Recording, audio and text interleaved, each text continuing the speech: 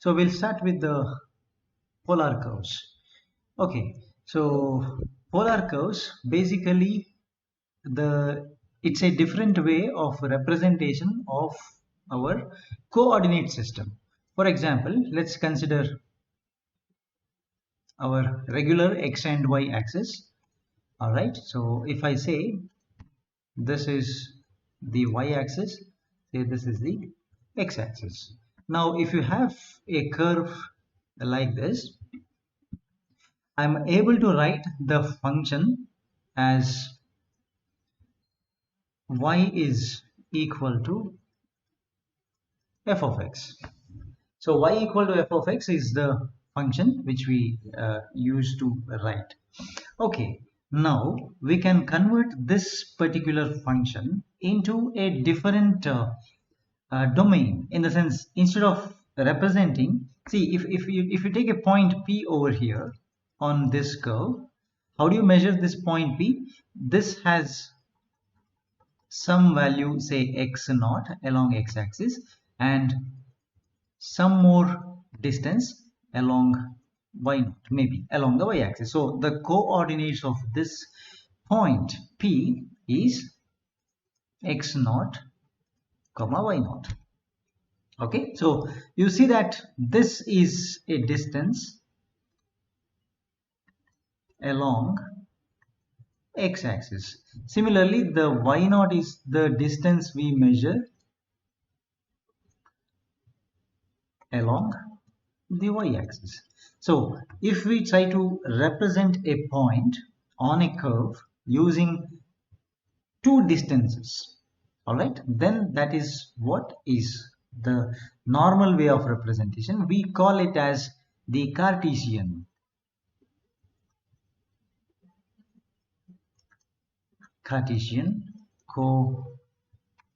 coordinate system.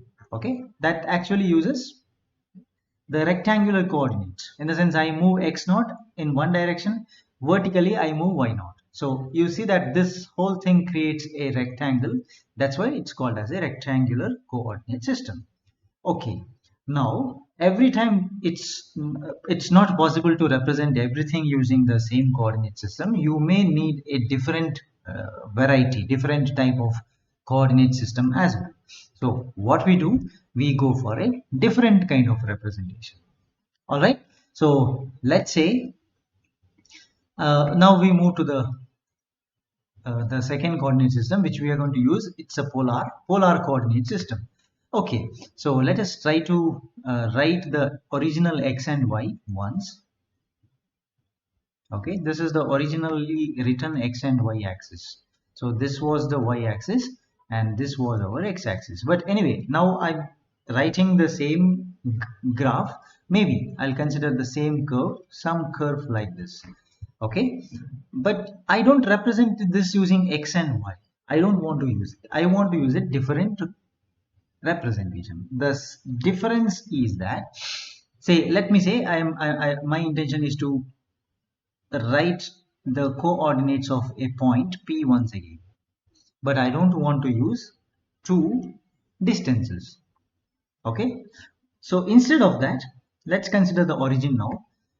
What I do, I connect my origin, whichever origin I have taken, that point, sorry, I will connect this origin, that is O, I'll connect it with P. Okay, now I see that, right, this particular line of connection, right, has two features. The first feature is that from the origin to the P, that is OP, it has a distance R. Okay, if you recall the previous case, we used to measure the distances along x-axis and the y-axis, but now it's not that case. We are not using the coordinates of along x and y axis. We directly measure a distance. This is the first thing. Okay, and the second thing is that we are able to measure an angle. So this angle is measured between OP and OX. That's the original x-axis, the previously used x-axis. Anyway, we are not using the x-axis now, but with respect to that we are measuring. Okay, so OX and OP. So see, this is the angle denoted by theta. So theta is the angle between the x-axis and this particular line. So here we have the name, we have some names given to this representation. Now you see, the point can also be reached from origin at a distance of r, covering an angle theta with respect to the x-axis. So you see, the same point P which was denoted earlier as x comma y can also be now measured by using the direct distance. It's called as a radius vector. From O to P you have a direct distance which is like a radius. So it's called as radius vector, and the theta is called as a vectorial angle. Alright, so let me write the terms now. So here the origin, which is O, sorry, I'll write it as O. So the O is the origin, right? The R, which is equal to the distance OP, this is called as the radius vector. Alright, we also have an angle theta. This is the angle between x-axis and OP, but we have a name given for that. It's called as vectorial angle. Right, now if we try to represent this curve, right, using the polar coordinates, then we call the curve as polar curves. Okay, so curves represented by polar coordinates.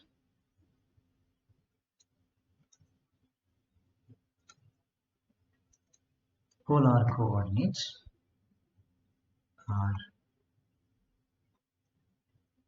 called as the right. So now, so as the name suggests, this chapter is going to discuss about the representation and the calculations related to the curves represented in the polar format. Okay, so normally the polar curves are denoted in the following fashion: r is equal to a function of theta. So if you recall, we used to write y is equal to f of x. X is my independent variable and y becomes the dependent variable. Here we can see that theta becomes the independent variable and r becomes the dependent variable. So now what is the relationship between the polar coordinates and the original xy axis? That's the xy coordinate system. So relationship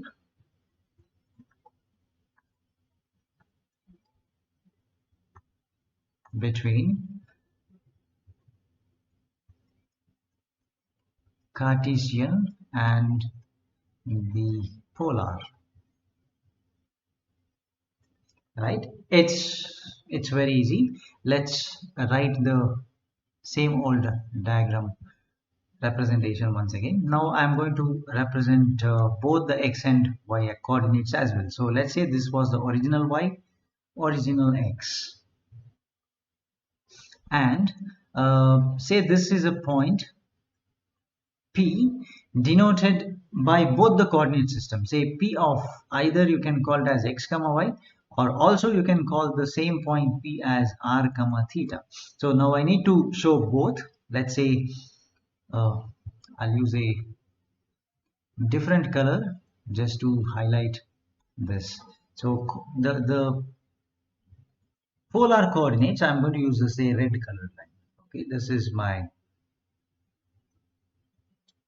point. So I know that I have an angle theta here and a radius r. Okay, for showing the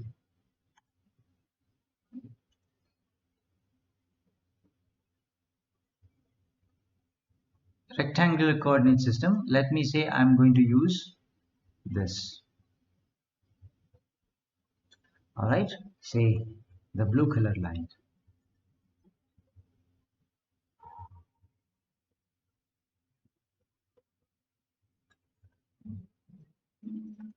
All right, so this is the point, and say this is some distance y, this is some distance x covered in this. That's why it is px. Now I know that, say this is 90 degree, this is also 90 degree. Right. Now, straightforward way, I can write the relationship between x, y, r, and theta.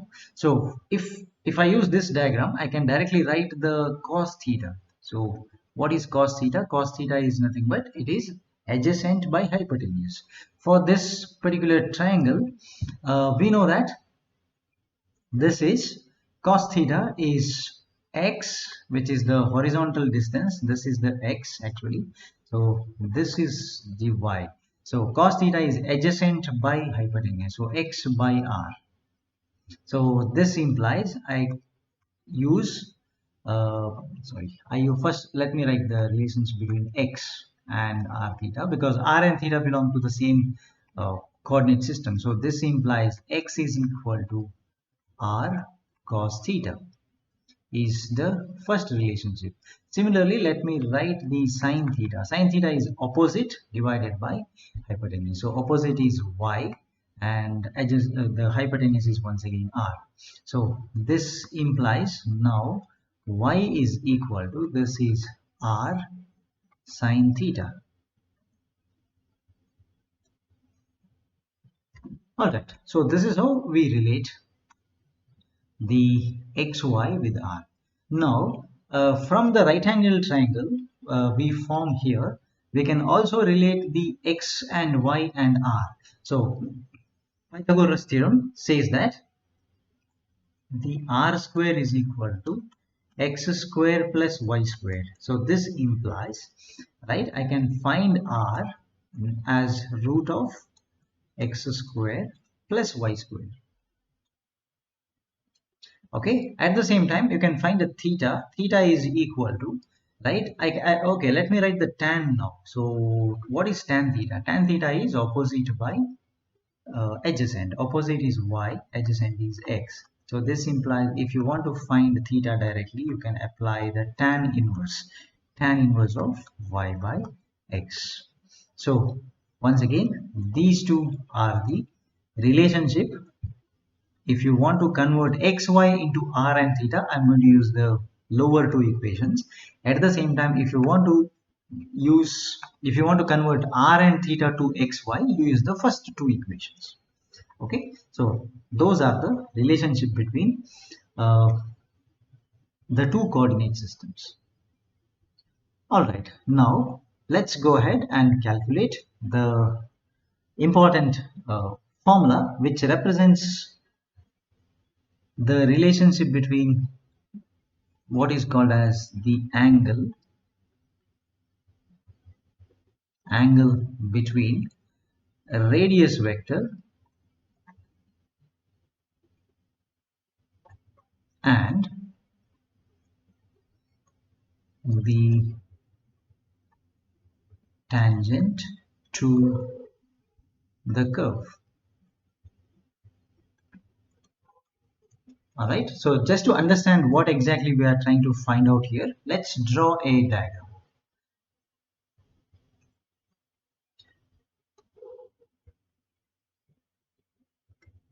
All right, so again, this is reference, our original x and y axis. This is 0x, and anyway, I don't want to mark y because we are not using y as of now. So let's just say that we have a curve like this, okay, and on that curve I consider one point. There is a point, okay, so this is denoted as p r comma theta. Okay, now this curve is denoted as r is equal to f of theta, but we know that that's how it is represented. Now connect the origin, that is o has to be connected with the p. first. All right, let's do that. This is done. And let me draw what is called as a tangent now. So my intention here is I have to draw a line in such a way that,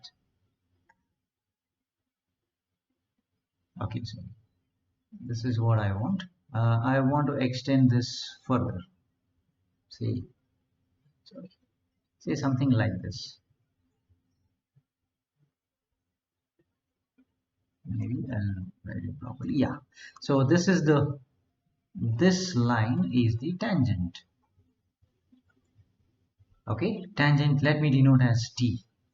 Right. Now I know that particular, say if I say this is R, the OP is R, and it makes an angle theta with respect to the original x-axis. Now you see the heading, side heading says that angle between radius vector and the tangent to the curve. So we are not measuring the angle between curve and something, it's the tangent and the radius. So tangent is this particular line. Okay, this line is the tangent and the radius vector is this. So we need to measure the angle between those two. So let me denote that angle. So I'll change the color to show that what we are finding out. We are finding this angle phi. Okay, so theta is also known, R is known to us. I want to find this phi. Okay, let me denote the angle between the x-axis and the tangent, that is this angle, by a different notation psi, but out of which right now I am trying to find out the red colored phi. Okay, fine. Now, so from the basics of triangles, I have one relationship. The relationship is between this angle phi, sorry, this angle psi, phi, and theta. So we start deriving the required equation starting from what is already known to us, right? So let me write, we know that the known thing is the relationship between psi, phi, and theta. So we know that the psi is equal to theta plus phi. This is known quantity. From the triangle, any triangle you consider, the outer angle psi is equal to the sum of inner angles, inner opposite angles, so theta and phi. Right. What we do, we take tan on both sides. So this is tan of this psi is equal to the same ratio tan of theta plus phi. Alright, now what I do, I apply the tan of sum of angle. We had some basic equation that is available in the trigonometry. So that is, if you have tan of some angle A plus B is nothing but this is tan A plus tan B whole divided by 1 minus this is tan A into tan B. Okay, this is the standard equation which we have from the trigonometry. So apply that. So this implies the equation 1 becomes tan psi is equal to first tan A, so that is tan theta, plus the tan phi whole divided by 1 minus tan phi tan theta. We simply apply that. Okay, now see, whenever we have a curve, right, let me go back to the diagram first. Okay, whenever I have a curve, and if you know the angle between x-axis and the curve, right, tan of that angle is nothing but it is the slope. For example, let me elaborate what I'm talking about. I know a curve, that is t. This particular curve makes an angle phi with respect to the x-axis. Okay, so this means if I take the tan psi, that is nothing but slope of the tangent. Okay, so that's why we started with the psi and we derived something so far. So derivation started with this just because of that reason. Okay, so but let me write, but this tan psi is the slope of the tangent. So this implies the tan psi is equal to, if you want to represent this in, let us say, the xy coordinate system, if you remember the basics of coordinate system, and if you try to find the slope of a curve, okay, we represent the slope of curve by using dy by dx. This is our curve, but anyway, I don't have a dy by dx now. I have to convert this into the theta now. Only that's the solution, because we are now in the r comma theta domain. So what I do, I write, this is dy by d theta whole divided by, this is dx by d theta. Actually d theta will cancel. I'm ultimately coming back to the dy by dx itself, but since we are not in the xy coordinate system or the domain, we have to do this only using the theta representation, r and theta representation. So since theta is the independent variable over here, right, we are trying to represent using theta. Okay, why not dr? Why not you are dividing by dr? Because r is dependent on theta.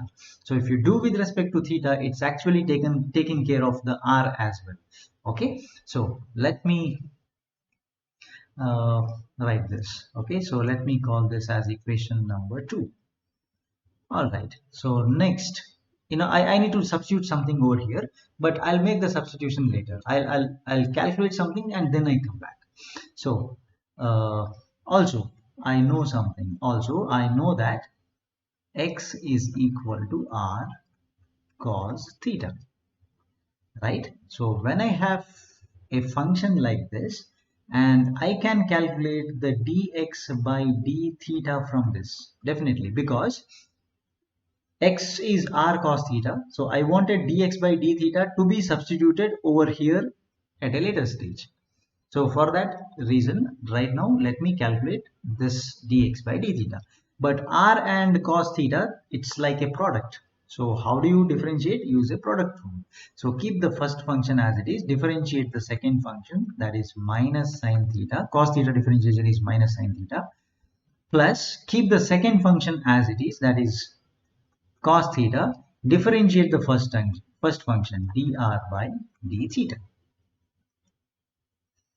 Okay, so let me denote this in a different way now. So let me reshuffle this. This is minus r sine theta plus dr by d theta. I'm going to call it as r dash into cos theta, where what is r dash? R dash is, this is dr by d theta for me. I use the short representation for this.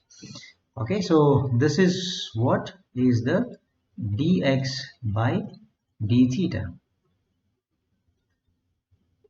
Okay, let me hold on to this. I will do the similar calculation with y. Also, I know that y is equal to r sine theta. So this means the dy by d theta, I'm calculating this dy by d theta just to substitute back in the previous equation. So this is, keep the first function as it is, differentiation sine is cos, r cos theta, plus keep the second function as it is, that is sine theta, differentiate, this is dr by d theta.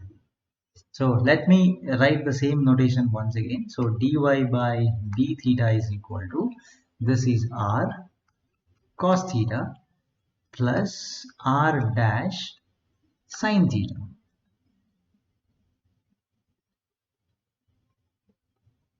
Okay, so this implies, let me calculate the tan psi now. Tan psi is actually dy by d theta whole divided by dx by d theta, correct? So just get the values from here, substitute.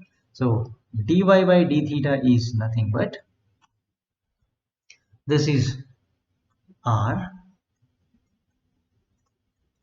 cos theta plus r dash sin theta whole divided by, this is let me shuffle the first equation. Let me write the second half first. That is r dash cos theta minus r sin theta.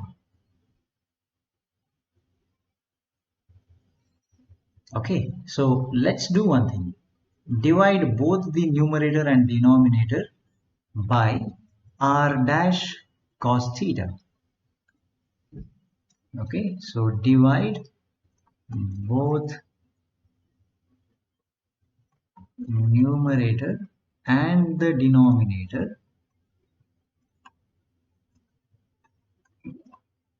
by r dash cos theta. So let's look at the function and write. So this implies the tan psi is equal to, so I have r cos theta plus r dash sin theta whole divided by r dash cos theta. This is my first term, whole divided by, divide the denominator also by the same, r dash cos theta. So that is, I have r dash cos theta minus r sin theta whole divided by r dash cos theta. So this r dash cos theta which we are dividing is responsible for simplification of both numerator and the denominator. So I can see that the cos theta will get cancelled from the first term which I am writing. Okay, I can actually, in order to make it further simplified, let me write it in this way. So this is r cos theta by r dash cos theta plus r dash sin theta by r dash cos theta whole divided by, so same thing happens with the denominator as well. So we have r dash cos theta by r dash cos theta, this is minus r sin theta by, this is r dash cos theta. So several things will get cancelled, cos theta, here r dash and r dash, here cos theta, and r dash. So all these terms will get cancelled. So because of which, now what remains, I'll write here. So this is equal to, I have in the numerator r by r dash plus, see, I have sin theta by cos theta which is tan theta.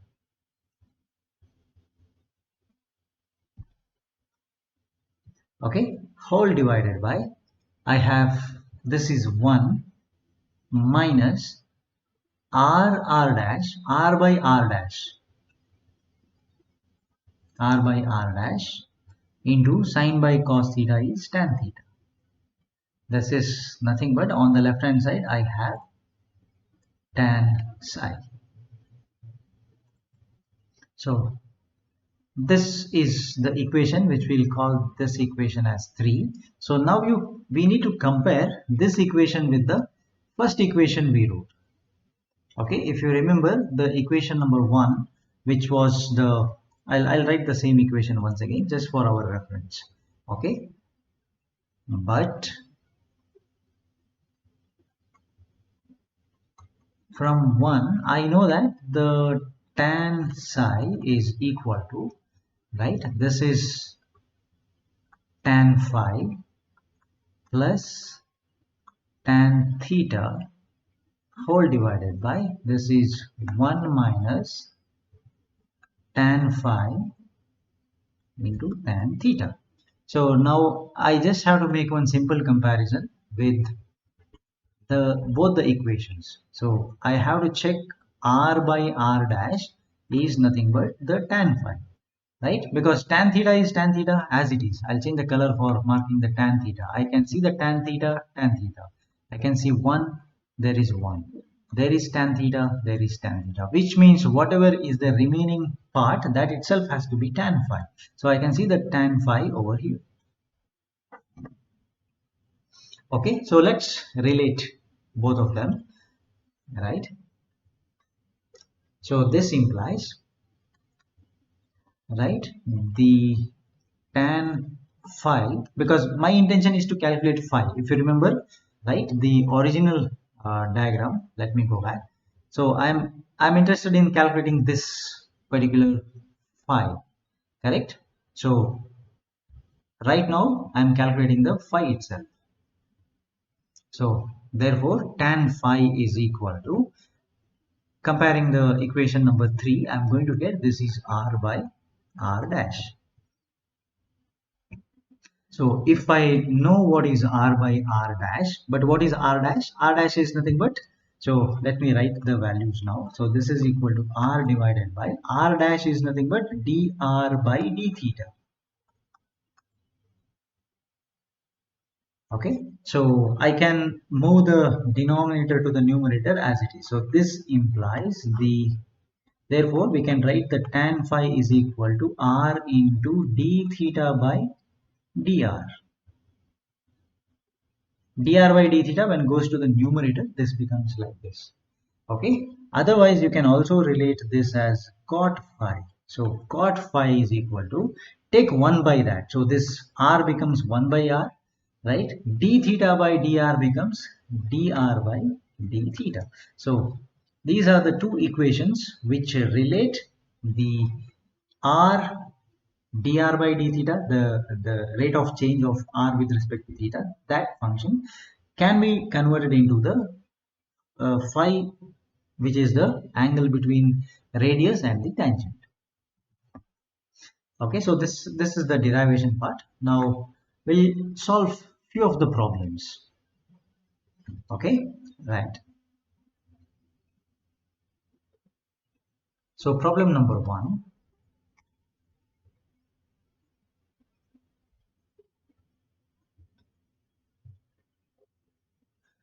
So the question remains, find the angle between radius vector and the tangent. In the sense, find phi. So r is equal to a into 1 plus cos theta. So I can see that this actually is, right, r is equal to a function of theta. So this is a polar curve.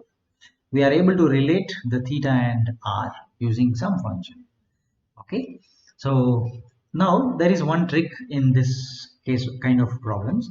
I need dr by d theta somehow, right?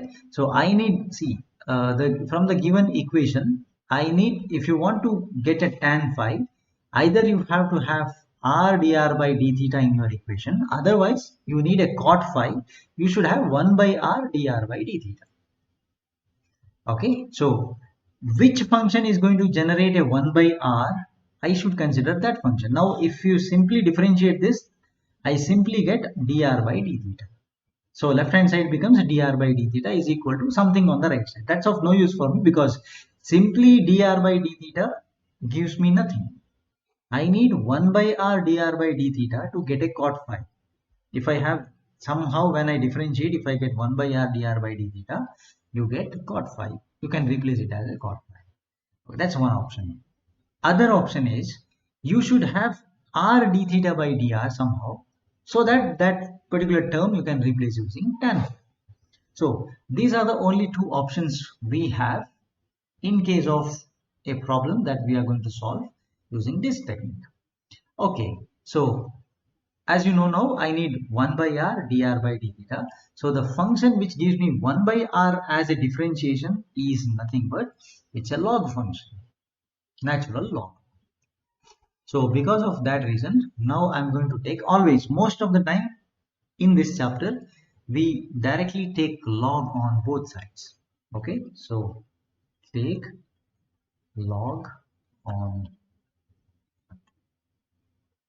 both sides. So that means this is log r is equal to, this is log of a into 1 plus cos theta. Okay, so now what I do, I apply a function of log. So the property of log is that if you have log of a product AB, that is going to be represented as log A plus log B. I can do this. So where do you apply that? You can see here, this is your capital A. This whole thing is your capital B. I have a product. So that can be written as log of A plus log of 1 plus cos theta. So left hand side still I remain same. So this implies log R is equal to, this is log A plus log of 1 plus cos theta. So once you have this, now I can actually differentiate this particular function with respect to theta. So differentiate with respect to theta on both sides. What happens to log r? Log r is 1 by r, but r is a function of theta, so you have dr by d theta. So this is equal to, a is a constant. So log a is also a constant, so differentiation of a constant is 0, plus I have log of something. Log of something is 1 divided by whatever you have, that is 1 plus cos theta, into differentiation of 1 plus cos theta. Differentiation of 1 is 0, cos theta differentiation is minus sin theta. Okay, so I have minus sin theta by 1 plus cos theta as the answer. So let me write it once again. So this is equal to cot, see what is this, 1 by r dr by d theta is going to be replaced as cot phi, right? Let me just go back and show you that part once again, right? See here, if I have 1 by r dr by d theta, I can directly replace it using cot phi. Okay, so that's why I'm writing cot phi. Cot phi is equal to, I have minus sin theta by 1 plus cos theta. Okay, now we have a substitution to make. We use a property, we use some properties from trigonometry. Okay, so what I use a half angle formula for sine theta. So you can write sine theta as 2, this is called as a half angle formula from trigonometry, 2 sine theta by 2 into cos theta by 2. Okay, also there is another half angle formula for 1 plus cos theta. 1 plus cos theta is 2 times cos square of theta by 2. So they are the two standard half angle formulae available in trigonometry. So let's substitute that. So this implies the cot phi is equal to minus as it is, sine theta is nothing but 2 sine theta by 2 into cos theta by 2 whole divided by 1 plus cos theta is nothing but 2 times, this is cos square theta by 2. So why we did this? Because I can cancel one of the cos, I can cancel the 2 here. So as a result, I'm going to retain, this is minus sine theta by 2 and cos theta by 2. Sine by cos is a tan. So this is minus tan of theta by 2. This is cot phi. Not cos, sorry, my mistake. This is cot. This is cot of phi. Okay, now you see that cot of an angle is equal to negative of the tan. This happens if you, this is possible only when you have a pi by 2 plus happening. Okay, so the tan is negative. See, I'll go back to the basics now, right? This basics you need to remember. That is, let's go to the coordinate system. This is the first quadrant, this is the second quadrant, the third quadrant and the fourth quadrant, right? Quadrants are divided in such a way that this x-axis, which is 0 degrees, The y-axis gives you 90 degrees, pi by 2. This is actually 180 degrees. This is 270 degrees, and so on. I come back to the 360, and so on. When I move in the anti-clockwise direction, this is the direction in which I am moving.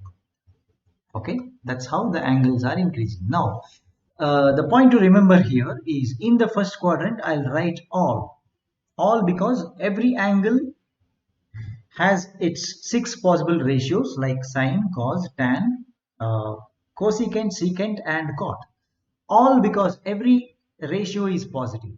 Any angle you take between 0 to 90 degree, right?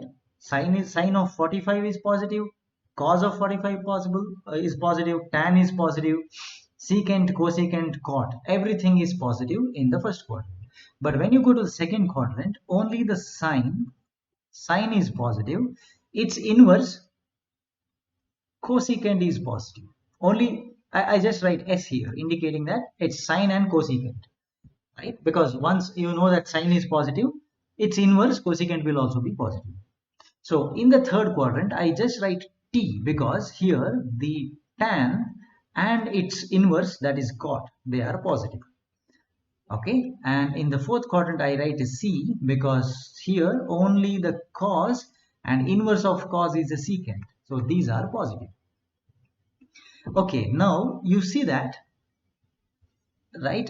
This says that it's a negative quantity. So why I wrote this, because I have to look at this minus sign. Cot of an angle is minus of tan, right? So we have another point to remember from trigonometry, that is, if you are actually doing a 90 plus theta or 90 minus theta, the cot becomes tan. So you see here, cot is actually changing into tan. So cot will change into tan, right? Only if it is 90 plus or minus theta. Okay, that's one thing. Otherwise, it can also be 270 plus or minus, but we always stick to the lower value, that is 90. So always we try to write it in terms of 90. So this means, why I wrote this, because of this reason. In the sense, see, cot phi cannot be negative in the first quadrant. It's ruled out. Okay. So cot is positive here. Cot is negative only here. All right. So cot is negative here means it has to be 90 plus. Just to identify that whether I'm going to do the 90 plus or 90 minus, I wrote this whole diagram. Okay. So now I understood that in the first quadrant, sine and cosecant are positive, but this cot is negative. Cot is negative justified because it's always negative in the second quadrant. So this means second quadrant is 90 plus some angle, correct? So this implies the same, cot phi is equal to negative. I can eliminate, I can write simply cot of, how do you go to the second quadrant? Second quadrant is 90 pi by 2 plus the same angle, so theta by 2. So why I wrote 90 plus theta by 2? That is because it cannot be first quadrant, right? This has to be second quadrant. Second quadrant is 90 plus the theta. So I also know that cot of 90 plus theta is minus tan theta. So I have a minus tan theta over there. Just to justify that, okay, this is why I'm writing in this fashion. I wrote like this. So this means, now you see both sides. Both sides you have cot and cot function. You can eliminate cot by taking cot inverse on both sides. What happens? The phi becomes equal to pi by 2 plus theta by 2. So the question was to find phi, and we got a phi. If at all in the question they mentioned about what is the value of theta and what's the value of a, we can definitely find the exact value of phi. Okay, but in this problem, if you check, they have not mentioned anything about, right, the value of theta. So we will not be able to write that. So we write the equation and we leave. All right, that's the first problem. Now we go to a problem, different problem. That's a problem number 2. All right, so let us say this is r is equal to a into 1 minus cos theta. So procedure will remain pretty much same. Possibly the answer will be different because I have a 1 minus here. The previous problem we had 1 plus cos theta.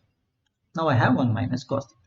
Okay, so this means you take log on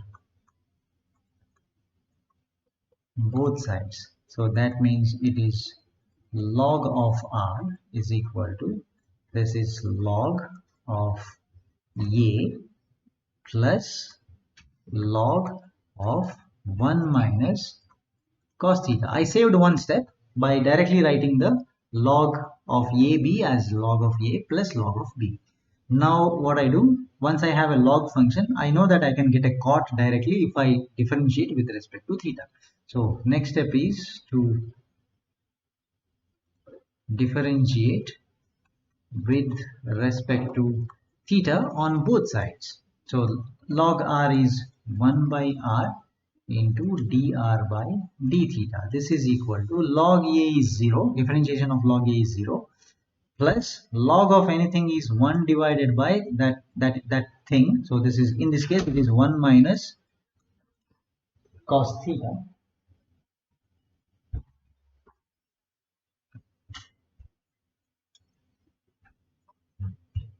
into the differentiation of minus cos theta is plus sin theta.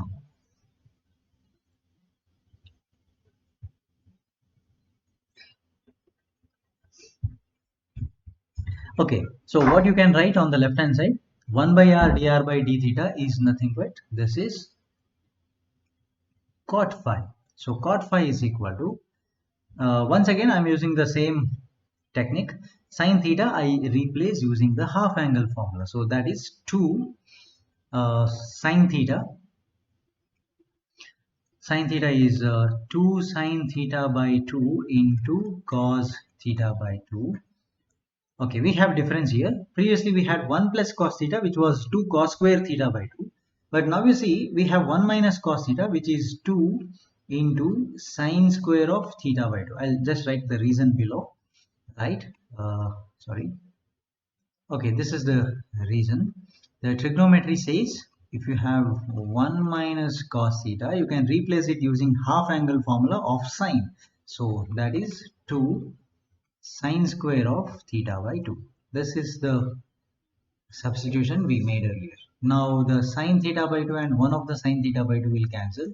2 and 2 will cancel. So see, this is cot phi is equal to cos by sine. What is cos by sine? That is cot theta by 2. Now I don't have to make any changes because both sides are directly cot. So take cot inverse on both sides.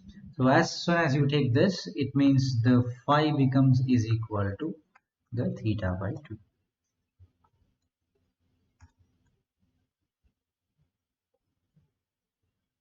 Okay, all right. Now let's go further. The next problem, that is equal to,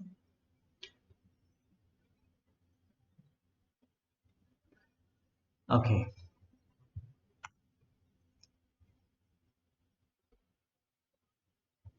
this is r to the m is equal to a to the m into, this is cos m theta plus sine, okay, I'll give the same m. So take this as sine of m theta.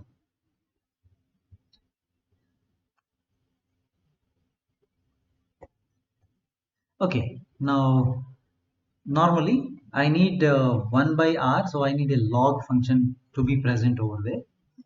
So we'll take log.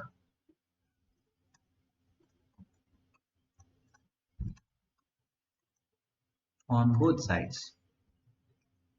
So you see that when we take the log on both sides, we have r to the m.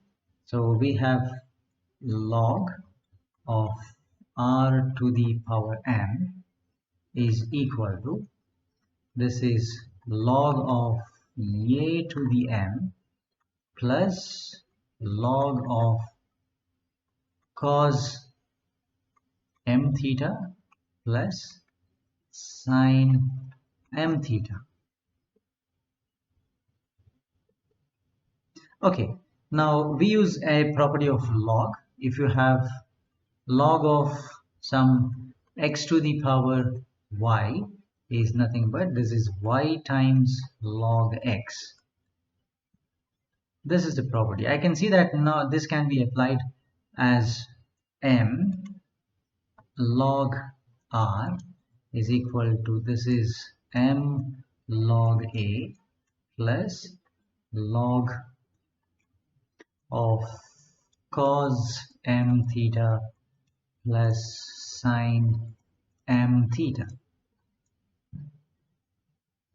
Okay, that means what we do now, we'll take okay, log has been taken, we'll differentiate.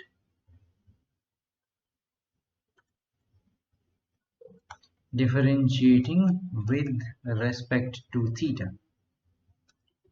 On both sides I do the differentiation. So what happens, this is m is a constant, m log r is 1 by r into dr by d theta. Alright, so this is by default, this is equal to m log a is m into log a differentiation is 0, so 0 plus log of anything is 1 divided by the same thing, so I have to write cos m theta plus sin m theta into the numerator is differentiation of this function. So what is the differentiation of cos m theta? Cos m theta is minus m into sin m theta, and sin is differentiation cos, so that is m cos m theta. I can cancel this m and m. On the right hand side I take m common, so that m cancels with the left hand side. So left hand side is 1 by r dr by d theta, which is cot phi is equal to, okay, I have okay, let me take the cos m theta out from the numerator. So this means I take or let me simplify first, then I'll take it. Okay, so cos m theta minus sine of m theta whole divided by denominator cos m theta plus sine m theta. So what happens now, this is equal to, so let us try to divide the numerator as well as denominator by cos m theta. So first term, cos by cos is 1 minus sin m theta by cos m theta. See, I'm dividing whole thing by cos, but the first term is cos, right? So cos cancels, divided by denominator also cos m theta by cos m theta is 1 plus I have sin of m theta by cos m theta. This can be further simplified as 1 minus tan m theta divided by 1 plus tan m theta.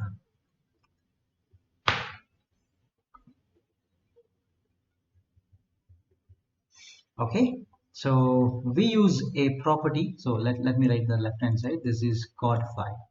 Okay, we already know one thing from the trigonometry, that if at all I'm trying to find the tan of say pi by 4 minus x, if at all you are calculating this can be directly written as 1 minus tan x by 1 plus tan x. Now I can actually compare the same thing with the previous equation. 1 minus tan m theta by 1 plus tan m theta, which means what? Replace this m theta by x, which is it's pi by 4 minus x. So I can write this as, this implies the cot phi is equal to tan of pi by 4 minus m theta. Now you see both are positive. Cot phi is equal to tan of pi by 4 minus m theta. This is has a sign, positive sign. So it is positive means it has to be in the first quadrant. In the first quadrant, right, we have another formula to be considered. That is, I can write tan theta is cot pi by 2 minus theta. In a sense, if you consider this whole thing as theta, you can convert this into the tan function into a cot function. I can directly rewrite. Okay, so using this particular identity of trigonometry, I am writing this is equal to cot of 1 by 2, sorry, pi by 2. That's pi by 2 minus the theta is nothing but pi by 4 plus m theta. So minus of minus becomes plus. So on the left hand side, I have a cot phi. So this implies taking cot inverse on both sides. So whenever you are able to do this, the phi becomes equal to, there is a pi by 2 minus pi by 4 plus m theta. So what is pi by 2 minus pi by 4?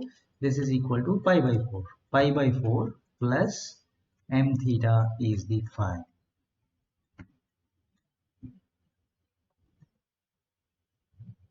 Alright, so this is the final answer.